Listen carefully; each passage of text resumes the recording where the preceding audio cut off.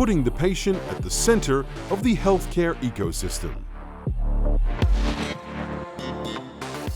By Adrian Attard Trevisan, Umana Medical Technologies Limited.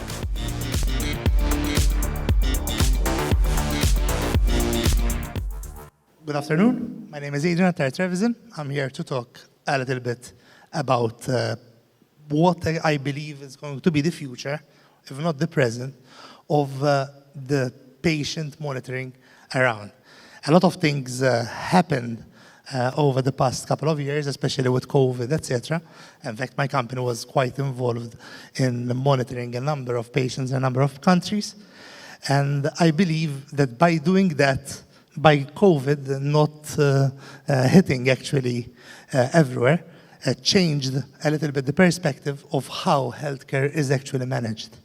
So what's changing? We're going to be dealing a little bit with what's changing around the future, or I might add the present of healthcare at the moment, so digital health, where are we?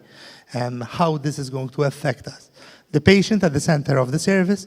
At the moment, we know that actually the patient has been on the side of how healthcare is being managed. So what do we mean by artificial intelligence? Everyone seems lately to be adding a little bit of artificial intelligence everywhere. Most of it is not artificial intelligence, but everyone is actually dealing with that. And the AI methodologies that we have been implementing in a number of countries and projects. So, first of all, it's very important to have a look at the landscape, okay? As we see, a number of patients are being treated more and more at home rather than going to a hospital setting. This, of course, over the years, I would believe even with COVID, the data I found here is a little bit old because COVID changed a little bit even this landscape. It continued to increase the chronic part of dealing with patients even more from the homes of the patients. Basically, this will continue to always increase. So, the future, what are we, our healthcare system has always been based around managing the patients from a central structure, usually not giving the best of care because of that. So basically, looking at the carers and the patient from a perspective of a digital healthcare, one needs to see different aspects. So the emergency care, the hospital itself, how it's managed, GP practices, care homes, rehabilitation centers, and community care in general. I think this is the basis of what digital healthcare needs to look at. So, in order to understand how we can give care or take care of a patient, we need to understand the actual patient himself. Okay, so in order for us to build a system where the patient is at the center of a healthcare system, it's very important to look at different factors. The person factor, so the physical attributes, why, the psychological attributes. The context factor, where is the patient? Is he going to be at home? Where does he move? Does he actually go out, go around, etc.? And the activities. All this together, only by understanding this, we can design systems that can monitor and give care to the patient. So, as I said before, there is a paradigm shift moving from having the patient adapting to a hospital or a particular center to moving the system to adapt to the patient. And I think this is very important, and we can never have a system that truly works without actually taking that into consideration. So, what have we been doing? We have been actually designing systems that do just that. And until now, devices to monitor patients have been extremely cumbersome, usually actually needed the patient to stay at home, and actually not being flexible enough. Over the past year actually, just in Italy, we designed systems and we monitored over 120,000 patients utilizing our system. Now, how did we do that? So a little bit of the story of Umana came during COVID. Umana actually developed what we call the Umana T1 system and got certification for its product just before COVID. Just when we had the certification, COVID erupted, and in Italy especially, there was a whole mess. Hospitals, especially around Italy, were actually sending patients literally over a certain age home because their intensive care units were totally off the charts. Umana was still a startup in Malta and had actually developed this device, this system, this tattoo-based sensor that actually could monitor vital signs.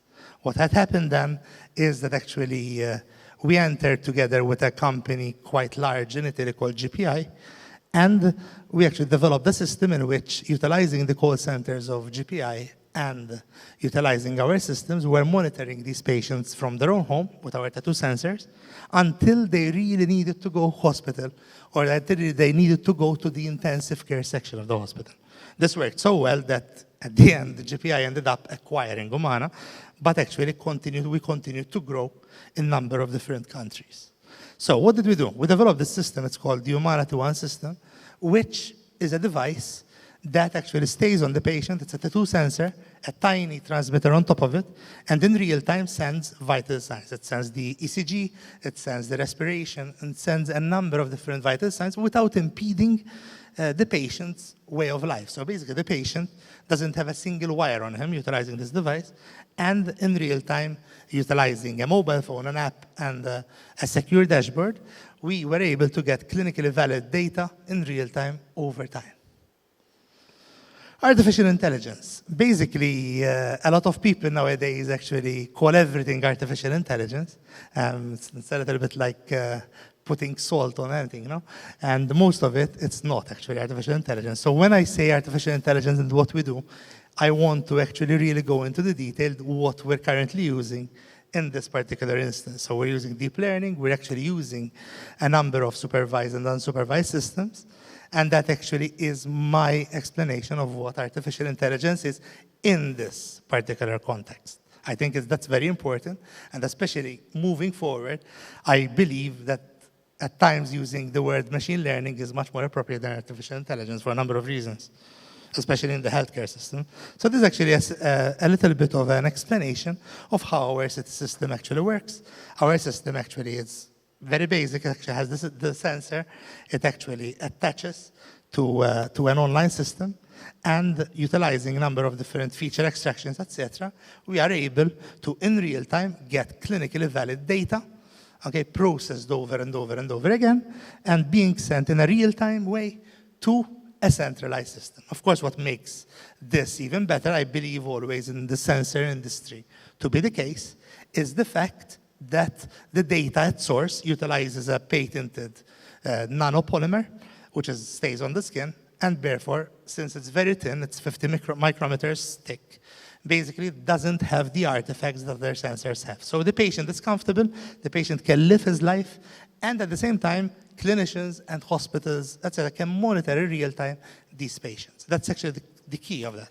Apart from that, what we developed as well is another software, a certified software. It's called the BioSignal Studio. It's a certified software for the diagnosis in real time, utilizing a number of neural networks of a number of conditions from this data. Now, that can be done either in real time or post-human, so basically after the sensor is returned and all dumped at the same time. These are all tools in the right hands, when used in the right hands, are actually very, very important tools to achieve more time for the doctor. So a doctor can actually see what the systems actually suggest, decide to discard it, or decide to adopt the suggestions of the software. However, this software is also a certified medical device for diagnosis on that level.